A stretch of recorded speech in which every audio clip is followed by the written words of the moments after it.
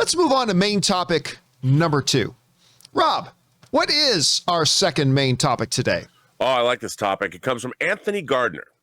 Hello, John and Rob. Well, hello, Anthony. John, I know you're a huge Transformers G1 fan, so I wanted to know if you saw the new images of the director. I don't know if the spelling's right. The director of the new the director that the new Transformers movie just put out. I'm still smiling so big right now. Optimus Prime looks perfect the way he's supposed to look. I know you saw you said that's not the most important thing, but to me it brings back memories of the cartoon and the toys I used to play with when I was younger. What do you think of it? Well, John, here's look, I was never the biggest Transformers fan in the world, but what I know of the Transformers is always Generation 1. And there have been some exquisite die-cast toys being made lately of the G1 Transformers. And Az, who I stream with every week, we do a toy show. He's been getting them, and so I've been seeing them.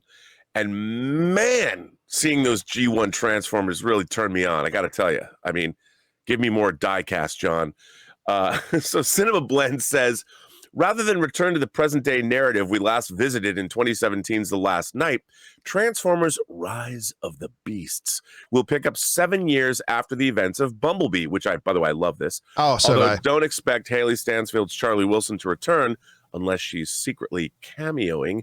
Instead, we'll be following along with Anthony Ramos' Noah, an ex-military electronics engineer who crosses paths with Dominic Fishback's Elena, an artifact researcher in a museum, along with Optimus Prime and Bumblebee jumping back into action alongside fellow Autobots Mirage, RC, and Wheeljack. Rise of the Beasts will bring in the Maximals, Predacons, and Terracons, with the first two groups standing out by turning into animals rather than vehicles. Dude, all I can tell you is that bring it on, bruh. I mean, I have to say, I was not big on the animated shows, but I really loved the first Transformers movie. I love the third one, and I especially love Bumblebee. I thought Bumblebee was a legitimately great fantasy film. I mean, it begins on the Transformers Cybertron, their home planet. That was awesome. And I thought that movie had a lot of heart. I bring it on. Yeah, listen, I agree. I thought Bumblebee was fantastic. And I was kind of saddened to find out that director Travis Knight, who of course did Kubo and the Two Strings before that, wasn't going to come back. I really did kind of want to see him come back to this because he did a great job. But yeah, these images look great. Now, I am a little confused because, again, let's look at these images here. First of all, you're right. I don't care about the specific looks.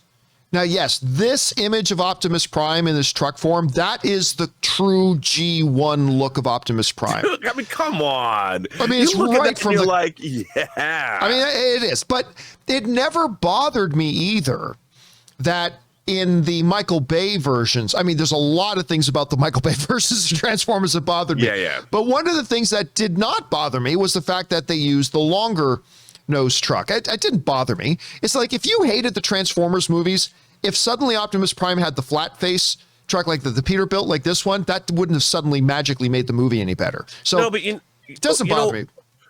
No, I think it didn't bother me either. The thing that did bother me is the Transformers, I thought, in the Michael Bay films were overly complex.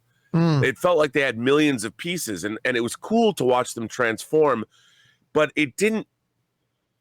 It was the only. I talk about verisimilitude all the time. I thought they were too complex, and they looked cool. I understand why they went the direction that they went in, because Michael Bay wanted them to look as cool as possible. Yeah. But there was something about that, like you pointed out, that Peterbilt truck, when it would transform, I wanted to see classic Optimus transform, because it with the larger, blockier transformation, it made more sense. And because I love transforming Japanese diecast robots of any kind, whether it's from Robotech or whether it's from Transformers. I just love that. Come on, give some love to the GoBots, man. Give some love to the GoBots. I'll give you some GoBot love, man. And I loved seeing this. I loved seeing this picture. I'm like, yes, but it's all about the Transformer, dude. It's all about what does it look like in mid transformation? How does it look? Is there transforming verisimilitude? Because that's a thing. That's a thing. I want to see it. Can't wait. The thing is, I'm looking at this and I'm a little bit confused because it says, Mirage is in it. I don't know if the one silver car there's supposed to be Mirage. I mean, it looks closer to Jazz to me than it does Mirage. Then you got that VW in the background. I don't know who that's supposed to be. The only thing I can imagine is that might be Ironhide.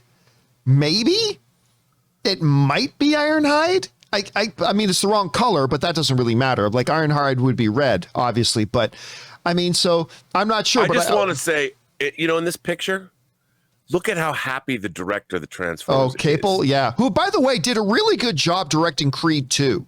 Yep. I didn't think it was quite as good as Creed 1, but it ain't easy to come in to a big successful film like the first Creed, where the first director is basically now legendary because he then went on and did, Black Panther, to fill in those shoes. And I thought Capel did a really good job with the second one there. So it's going to be interesting to see what he does here. Anyway, guys, question is for you.